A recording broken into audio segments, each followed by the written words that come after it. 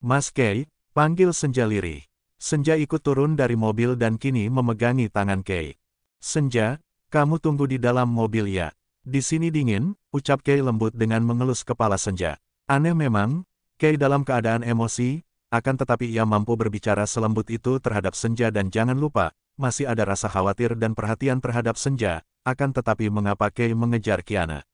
Itu yang Senja tidak paham.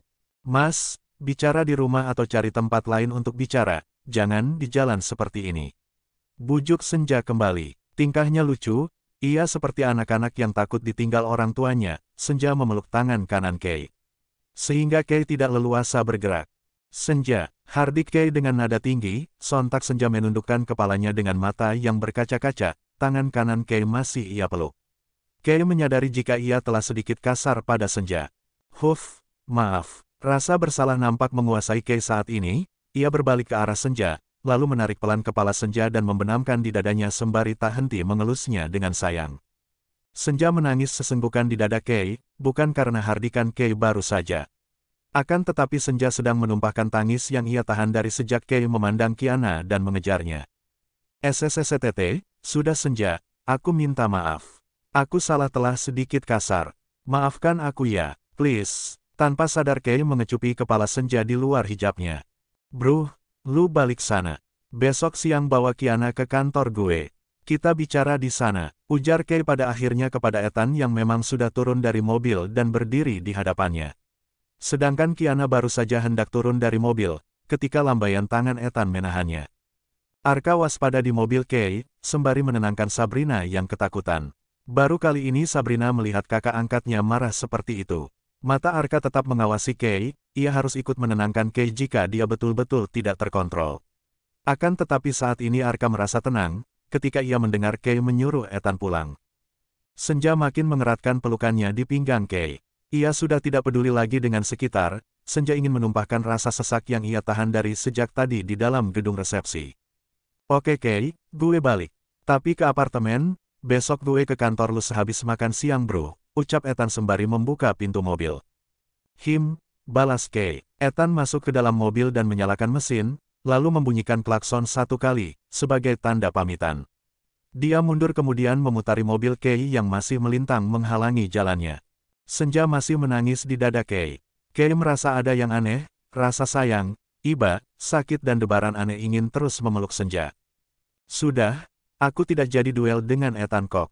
Bisik Kei sembari menarik pelan kedua bahu Senja dari.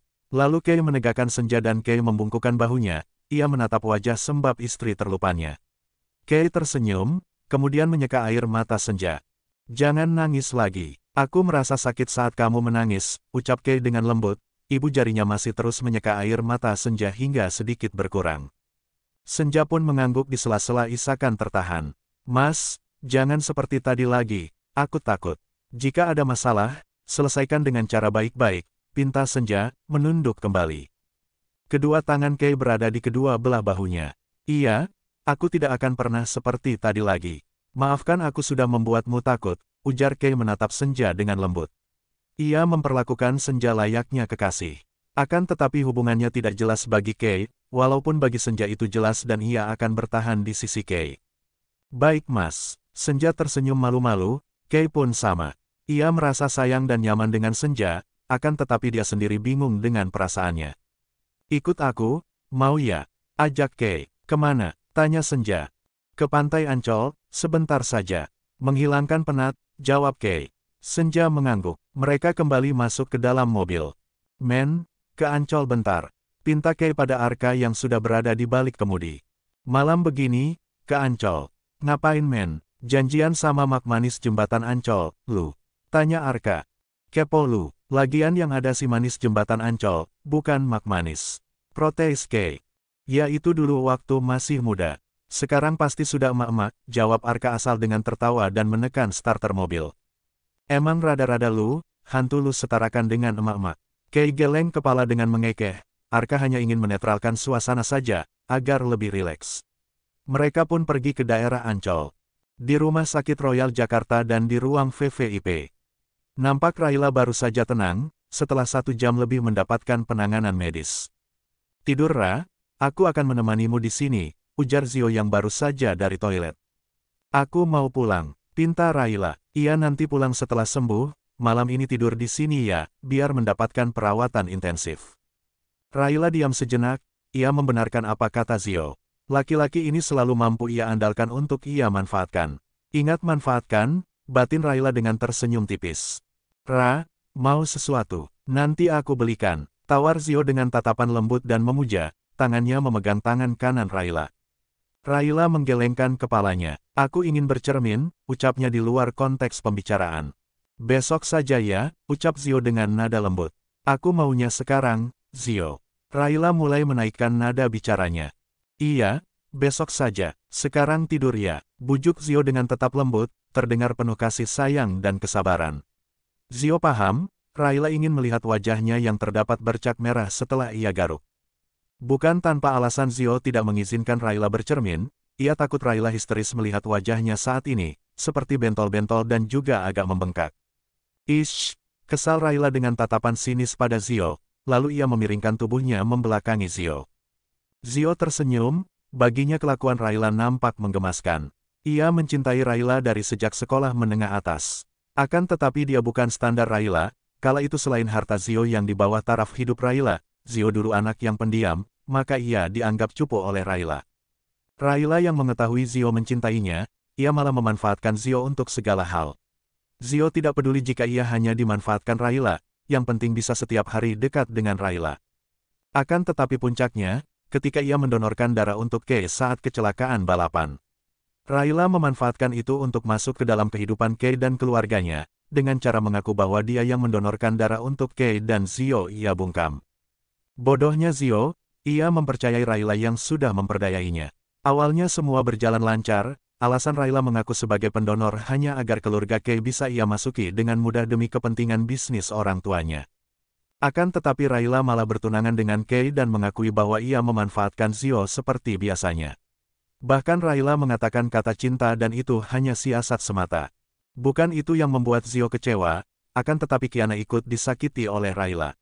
Dengan mengadu domba Kei, Ethan dan Kiana agar mereka bermusuhan.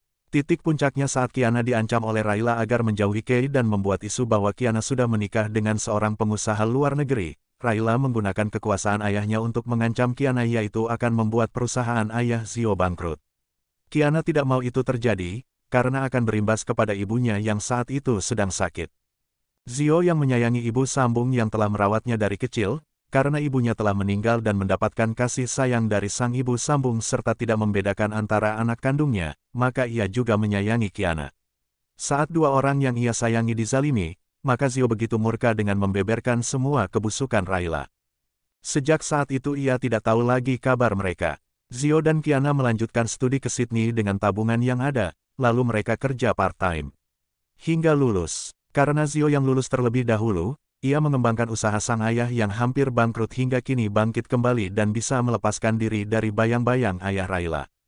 Sedangkan Kiana, setelah lulus ia lebih memiliki bekerja di perusahaan ayah kandungnya, yang telah bercerai dari ibunya sejak ia berusia 6 tahun. Tidur yang nyenyak ya, Ra. Zio mengecup kening Raila. Untuk kali ini Raila tidak menolaknya. Zio berjalan ke arah sofa empuk di seberang tempat tidur pasien. Ia merebahkan tubuhnya di sana, setelah beberapa menit, Raila membalikan tubuhnya menghadap ke arah Zio. Raila menatap Zio dengan iba, entah ada apa dengan perasaannya yang menghangat. Kamu sudah tidur ya? Tanya Raila. Zio yang mendengar Raila berbicara padanya, ia membuka matanya yang sudah terpejam. Lalu ia duduk dan menatap Raila. Baru mau, loh kamu kok bangun lagi. Belum bisa tidur, kamu kok tidak marah padaku. Setelah apa yang aku lakukan pada kamu dan Kiana, ucap Raila. Zio tersenyum lalu ia berjalan mendekati tempat tidur Raila, kembali duduk di bangku yang menghadap ke tempat tidur. Aku tidak bisa marah pada orang yang aku cintai. Seharusnya kamu ingat itu, jawab Zio dengan senyum menawan yang tidak lepas dari bibirnya. Raila nampak terkejut, akan tetapi ia segera menguasai diri. Maaf. Zio mengerutkan dahi. Kata, maaf, baru saja ia dengar dari mulut Raila. Maaf untuk apa? Tanya Zio dengan tatapan lembut. Untuk semuanya, jawab Raila pelan. Aku sudah melupakannya dan aku juga telah memaafkan kamu. Terima kasih Zio tersenyum kembali, wajahnya mendekat ke arah wajah Raila. Wajah Zio semakin maju dan Raila memejamkan matanya. Kini bibir Zio di atas bibir Raila. Zio tersenyum smirk penuh kemenangan, saat melihat Raila memejamkan mata. Kap, Zio mendaratkan kecupannya di pipi Raila. Raila nampak kecewa saat apa yang ia perkirakan tidak terjadi. Aku takut tidak bisa mengendalikan diri, bisik Zio membuat Raila tersenyum salah tingkah. Kamu, Raila mengerucutkan bibirnya.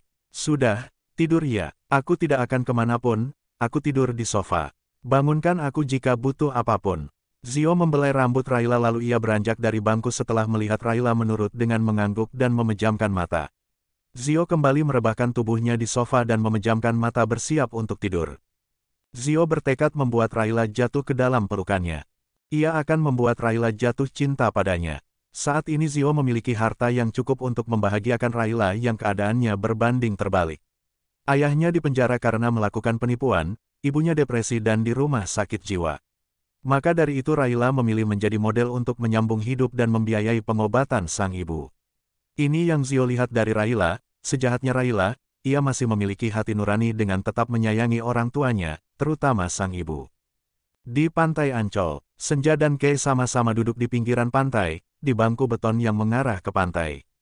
Senja, ya mas, mengapa aku seperti tidak memiliki tujuan hidup, jelas-jelas Kiana sudah mengatakan tidak mencintaiku dari sejak lama.